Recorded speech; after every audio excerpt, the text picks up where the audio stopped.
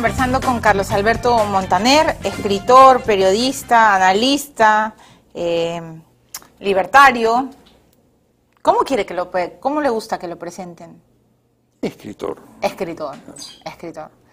Y entonces, si tuviéramos que hacer un repaso si usted tuviera que escribir un breve ensayo de la historia peruana en vivo de los últimos años, ¿con qué presidente se quedaría usted? Para empezar, ¿usted cree que Fujimori fue un demócrata o un dictador? No, yo creo que fue un dictador.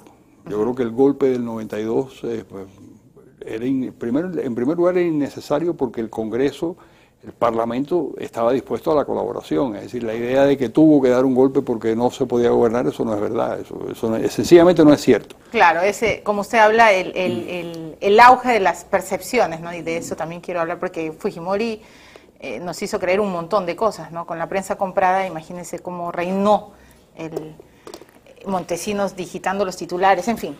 Pero entre Toledo, García y Humala, los demócratas que están gobernando en los últimos tiempos, ¿con quién se queda usted? Bueno, si tuviera que votar en primera vuelta, votaría... En primera vuelta. En primera vuelta votaría por Toledo. Ya, ¿por qué? Sí, porque Toledo fue un demócrata, sabía gobernar, era un hombre con bastante formación. Su gobierno fue bueno, el crecimiento del país fue bueno, se respetaron las normas, se respetó la institucionalidad, que me parece clave. Estamos hablando de una república que está basada esencialmente en la limitación de la autoridad y en colocarse todos bajo el imperio de la ley. De eso se trata, y él lo hizo. En segundo lugar, si se quedaran en la votación García y Toledo y Humala. Y Humala, ok. Y Humala, entonces votaría por García. ¿Por qué? ¿Humala no le parece un buen gobernante? Entre los dos yo preferiría a García. ¿Por qué? Porque además ya eso ocurrió en un momento dado. Hubo que elegir entre García y Humala y los peruanos eligieron a García, y fue el segundo periodo de García que fue realmente bueno. Claro, Abu Gataz y los parlamentarios nacionalistas dicen últimamente que García ganó porque se le apareció Chávez en el camino a Alan, y bueno, fue la perdición, ¿no es cierto?, de Humala, que Alan debería de prenderle velitas a Hugo Chávez, que por él fue 2 veces presidente. Y en Twitter le están preguntando si no es preocupante lo que acaba de decir, de una subordinación intelectual, que está tratando de decir que Humala no la ve tan claro y que por eso necesita los consejos de su esposa. Yo creo que él debe tener una admiración especial. Yo no los conozco personalmente, pero supongo que él tiene una admiración especial por la capacidad intelectual de ella. Cada pareja encuentra cuáles son las ventajas o las desventajas del otro con el que convivimos y cuáles son las características, y es posible que Humala, que era un militar, encuentre que su mujer tenía una capacidad intelectual mayor que la de él. ¿Históricamente hay un modelo parecido al de Humala con Nadine? Hay muchos casos hay casos de políticos que entregan graciosamente la autoridad a sus mujeres. Lo hizo, por ejemplo, Perón con Isabelita Perón. Quizás lo hubiera hecho con Evita si Eva no hubiera muerto muy joven.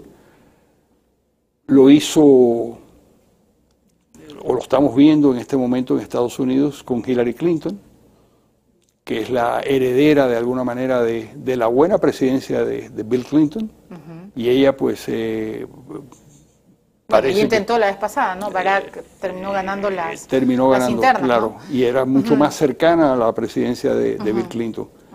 Y bueno, el caso de Kirchner también, ¿no? Bueno, si bien es cierto, claro, ella era política desde siempre, claro, ¿no? Y era más radical que él. También eso es interesante. Mujica, ¿recuerdas la expresión de Mujica, no? Cuando esta vieja es peor que el tuerto, dijo. Esta vieja es peor que el tuerto. ¿Se acuerdan de esa expresión? Dios mío, y además un día antes creo que se habían dado besitos con Mujica a Cristina, pero bueno. ¿Qué avisora usted en el terreno venezolano y en su país? Porque me gana el tiempo, pero yo sí quiero preguntarle por sus esperanzas.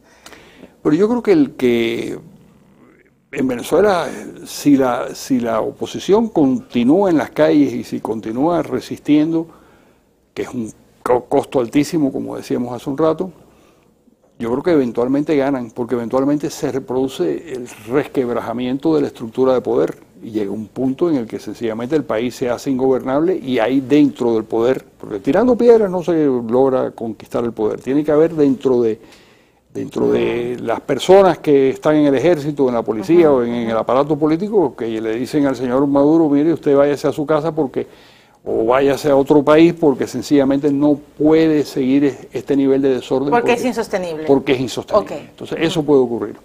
Cuando eso ocurra, eso va a tener unas consecuencias tremendas en toda América Latina y especialmente en Cuba. ¿Qué consecuencias? Bueno, en Cuba se va a contraer la capacidad de consumo de los cubanos y si falta el subsidio venezolano se va a contraer un 30, un 40%, lo que significa una crisis económica extraordinaria porque el monto del subsidio venezolano a Cuba es de $13.000 millones anuales. Es una cifra realmente monstruosa, es el doble de lo que los soviéticos le otorgaban a Cuba. 13.000 millones. 13.000 millones de dólares al año. Esa suma la hizo el mayor experto en estos temas, que es el doctor Carmelo Mesalago, profesor emérito de la Universidad de Pittsburgh, que se dedicó a y tiene un libro escrito sobre el tema. ¿Cómo se llama? ¿Se recuerda el nombre del libro?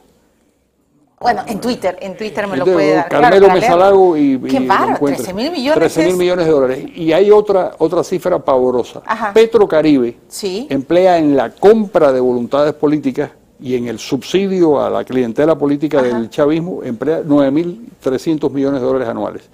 Es decir, entre esos dos capítulos ya estamos hablando de 23, 24.000, 25.000 millones y entonces de dólares. Evito, Rafaelito. Y además todo lo que cuelga.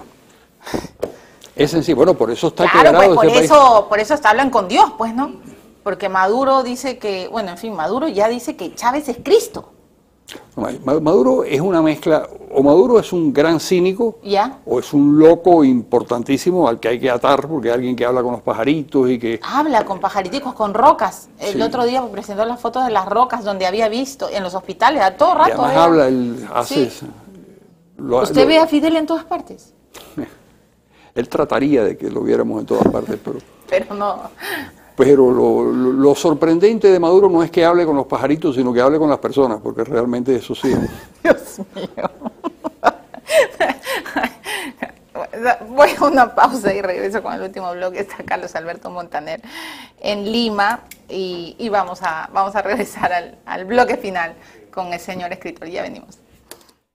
Un poco. Le estoy diciendo a Carlos Alberto Montaner que el acento cubano se ha ido un poco. Ya pues tantos años viviendo en España, ahora en Miami, ¿verdad? Ahora en Miami.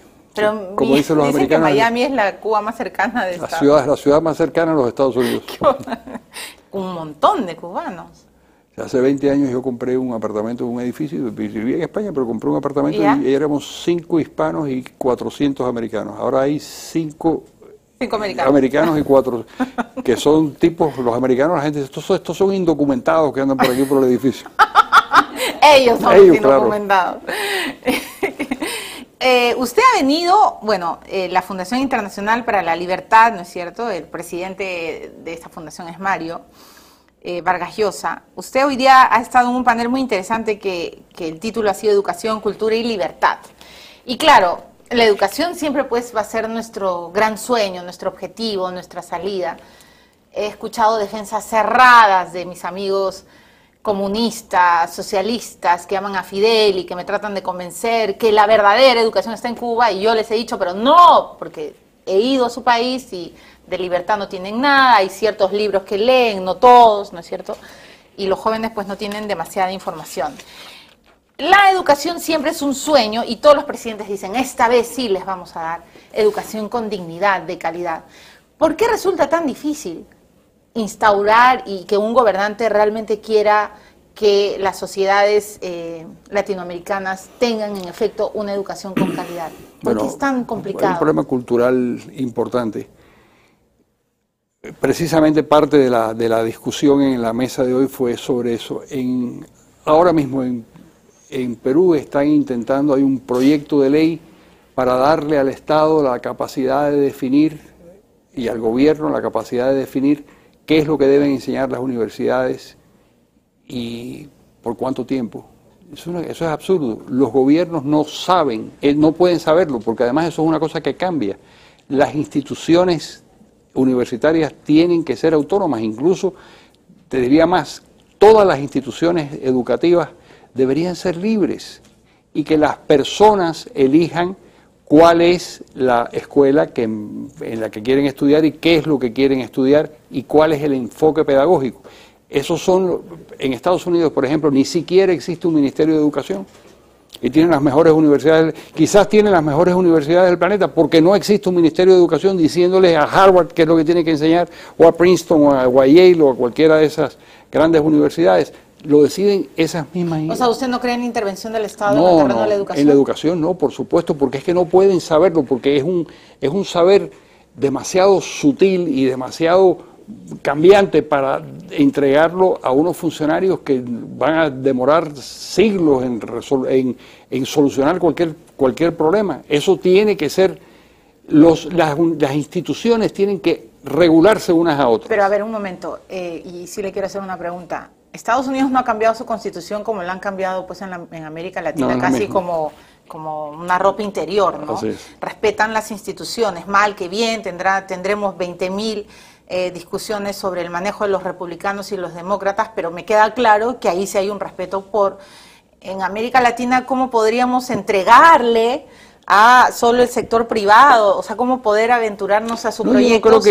Yo no creo que debe entregarse solo. Yo no tengo inconveniente en que existan universidades públicas, pero deben existir universidades públicas, universidades privadas, y deben existir universidades con fines de lucro. Si un grupo de personas quiere arriesgar su capital en generar una empresa que venda educación, y hay unas personas que libremente quieren contratar precisamente ese tipo de servicio, yo no veo por qué el Estado tiene que impedirlo. ¿Pero eso no es discriminar? No, no es Solo discriminar. el que tiene plata va a poder educarse. Y solo el que tiene plata puede viajar a París a cenar, si quiere, o montarse en un avión en primera. ¿Y qué hacemos con los campesinos que tienen derecho a tener una educación digna? Que estudien en universidades públicas y que sean lo mejor posible esas universidades públicas, y que además de eso tengan acceso a créditos para que puedan pagar en las universidades que cuesten dinero y que después devuelvan esos recursos. Es decir, como sucede en otros países. Como sucede en todos los países, claro, y además después que la persona tiene 18 años y que ya es un adulto... Claro, le empieza a pagar. Claro. Sí, claro. Bueno, se termina el programa, pero me dicen, por favor, en Twitter, la última pregunta. ¿Usted cree que Mario Vargas Llosa debería regresar a la política? ¿Debería volver a intentar, por ejemplo, querer ser presidente del Perú? Yo creo que no.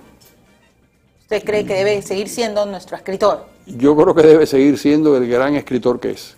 Muy bien. Bueno, habló Carlos Alberto Montaner, gran amigo de Mario. Muchas gracias. Gracias señor a ti. Montaner, ha sido un placer conocerlo. Gracias, Milagro. Espero que cuando regrese a Lima también pueda entrevistarlo. Claro que sí. Se acabó el programa, terminamos. Piensen bien, estudien el chavismo, estudien a Castro antes de hablar tonterías. Perdón, ya se me salió, pero es que a veces se escriben cada cosa en Twitter sin saber, ¿no? Castro no ama Cuba, porque un presidente que ama Cuba se va pues a los 5 años, no se queda más de 50 tratando de ser el monarca. Ya sé que tengo que irme, pero es que me molesta Cuba, porque ya algún día brindaremos Cuba libre sin Fidel. Chao.